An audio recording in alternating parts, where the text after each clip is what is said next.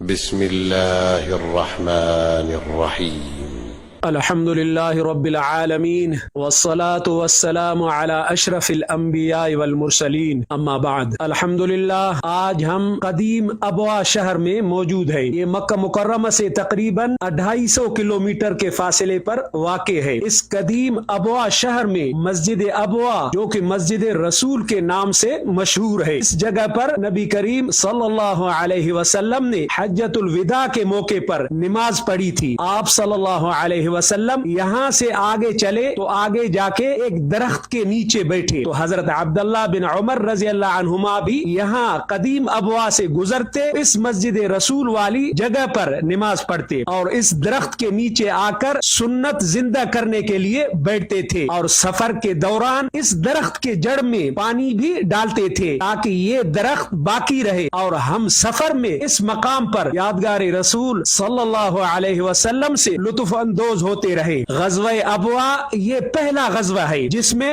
نبی کریم صلی اللہ علیہ وسلم نفس نفیس خود تشریف لائے اور غزوہ تبوک آخری غزوہ ہے. ماہ سفر سن 2 ہجری میں آپ صلی اللہ علیہ وسلم نے 60 مہاجرین جن میں کوئی انصاری نہ تھا اپنے ہمراہ لے کر قافلہ قریش اور بنو زمرہ پر حملہ کرنے کے لیے ابوا کی طرف روانہ ہوئے. حضرت سعد بن عبادہ رضی اللہ عنہ کو مدینہ منورہ میں اپنا جانشین مقرر فرمایا. اس غزوہ ابوا میں جھنڈا حضرت حمزہ رضی اللہ عنہ کے ہاتھ میں تھا. جب آپ صلی اللہ علیہ وسلم ابوا پہنچے قریش کا قافلہ نکل چکا تھا. بنو زمرہ کے سردار مخشی بن عمر سے سلو کر کے واپس ہوئے. سلو کے شرائط یہ تھے کہ بنو زمرہ نہ مسلمانوں سے جنگ کریں گے اور نہ مسلمانوں کے کسی دشمن کی مدد کریں گے اور نہ مسلمانوں کو کبھی دھوکہ دے کے. اس غزوہ ابوا کو غزوہ ودان بھی کہتے ہیں. اس غزوہ ابوا سے آپ صلی اللہ علیہ وسلم 15 روز قیام کے بعد بلا قتال مدینہ منورہ واپس ہو گئے. اس تاریخی قدیم ابوا شہر میں آپ صلی اللہ علیہ وسلم کی کئی بار آمد ہوئی ہے. اسی ابوا شہر سے تقریباً 3 کلومیٹر کے فاصلے پر آپ صلی اللہ علیہ وسلم کے والدہ ماجدہ اما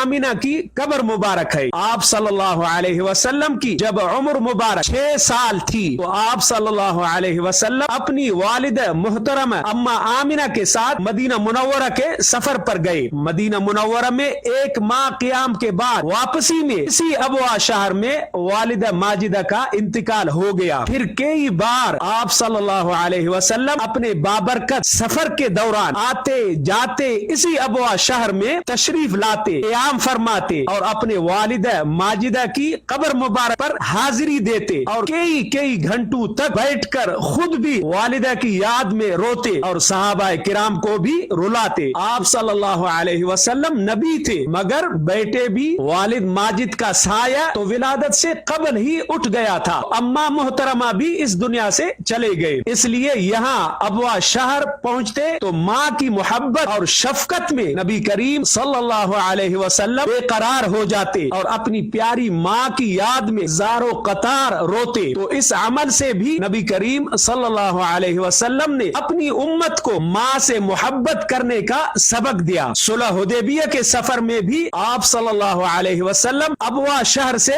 گزرے تھے. اپنے والدہ محترمہ کی قبر پر بھی حاضری دی, خود بھی روئے اور سب کو رلایا. جہاد کا پہلا سفر ابوا کی طرف ہوا. ایک روایت کے مطابق غزوہ بنو مستلق سے واپسی پر اما عائشہ صدیقہ رضی اللہ عنہا کا ہار اسی ابوا میں گم ہو گیا جس کی تلاش میں نماز کا وقت ہو گیا. پانی نہیں تھا, تیمم کی حکم نازل ہوئی. میرے آج کے اس بابرکت سفر میں میرے بھائی حاجی بشیر احمد مینگل صاحب, بھائی حاجی نذیر احمد مینگل صاحب, حاجی منظور احمد مینگل صاحب اور میرے بھتیجے طارق جان مینگل صاحب ہے.